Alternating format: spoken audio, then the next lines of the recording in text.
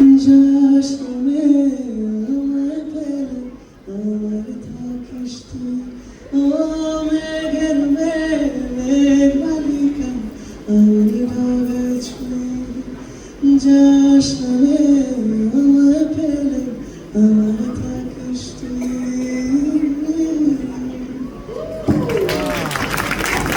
অসাধারণ।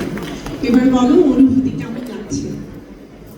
যে কোনো রকমের রেকগনিশন তো সবসময় আসলে অ্যামেজিং অ্যান্ড আমি আমার জীবনে প্রথমবার কোনো স্টেজে দাঁড়িয়ে আমার কোনো একটা অ্যাওয়ার্ড রিসিভ করছি, so it's a special experience. এর আগে 2-3খানা অ্যাওয়ার্ড পেয়েছি, বাট আমি কখনোই I couldn't make it, so this the first time I feel honoured for everyone who picked me for that song Meghbalika. It's a huge opportunity for me, and thank you so much.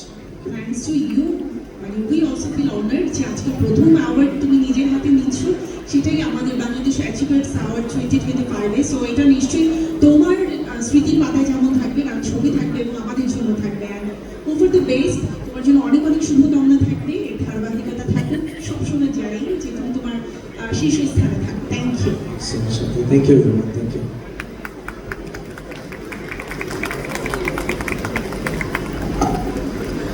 Thank you. আমরা চলে যাচ্ছি আমাদের পরবর্তী ক্যাটাগরিতে। আমাদের এবারে